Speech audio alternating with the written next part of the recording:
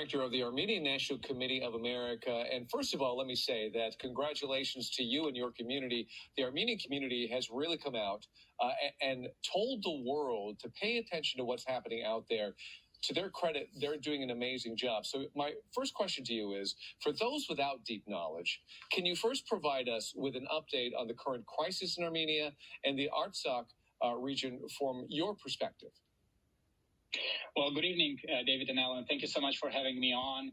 Just to give a very brief overview, this conflict between Artsakh and Azerbaijan dates back to the 1920s when the Bolsheviks took over the region, and Joseph Stalin himself illegally severed this region, this historically Armenian region known as Artsakh, and put it under the administrative control of the Soviet Republic of Azerbaijan. And for 70 years under the Soviet occupation, these people suffered discrimination. And then in the 80s with Glasnost, they rose up to demand reunification with Soviet Armenia. And were met, unfortunately, with very violent massacres and pogroms in the cities of Baku, Sumgait, and Maraga, and eventually decided to actually, in a move of a remedial secession, to declare independence from the Soviet Union. And again, were met in a war, just like the United States declared its independence from foreign government rule. The people of Artsakh declared their independence in 1991, and unfortunately still have to suffer the consequences of Azerbaijani Turkish aggression. Complicated situation. We appreciate you explaining that for us. In a statement from the Turkish consulate, a representative says that accusations against Turkey with regard to the recent conflict are false and unsubstantiated.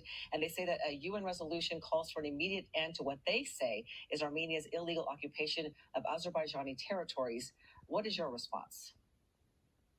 As I mentioned, the citizens of Artsakh have declared their independence in full accordance of existing international laws and norms from the Soviet Union itself in 91. And what Turkey is doing is simply deflecting attention from them, because as a member of NATO and the supposed U.S. ally, they have unfortunately had a very destructive role in this conflict by arming Azerbaijan and announcing their unconditional support, including supplying F-16 fighter jets, which are paid for by the U.S. taxpayers. And so we, as citizens of this country, are demanding immediate secession and for the United States to hold Turkey accountable for its very destructive role, not only in this region, but also counter-American strategies in Greece, Cyprus, Iraq, Syria, Libya. I mean, they have had unfortunately, a very destructive role in the wider Mediterranean.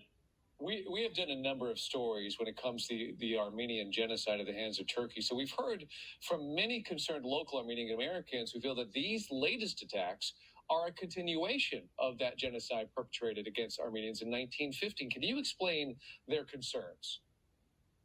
Yes, when people ask us why we still care about the recognition of the Armenian genocide, it's exactly because of this.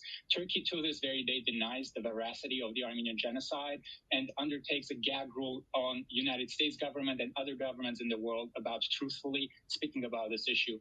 And in our estimation that we have been talking for years and years and shouting is that impunity and no justice leads to future crimes against humanity. And unfortunately, now the Armenians are at the brink of being subjected to yet another genocide, and that's what we're fighting to prevent at the hands of Turkey, their proxy Azerbaijan, and I have to add, they have also transported mercenary terrorists from Syria and Iraq to fight against the Armenians as well. So this is a very complicated and very dangerous situation that we as a community are facing, and that's why we're calling everyone's attention to this matter, because it involves all of us, and all of us need to be outraged about this latest aggression. Well, quickly, on Sunday, you're holding a March for Victory. Can you tell us quickly what that is and where it will happen?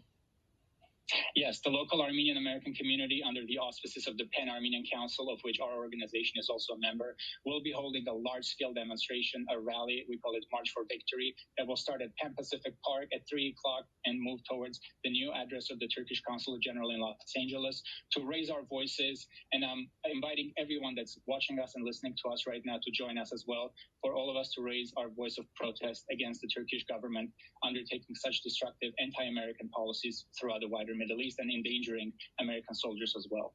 We will cover it as well. Thank you so much. Armen Sahakyan, Executive Director of Armenian National Committee of America. Thanks for opening our eyes to the situation out there and helping to further educate us on what's happening.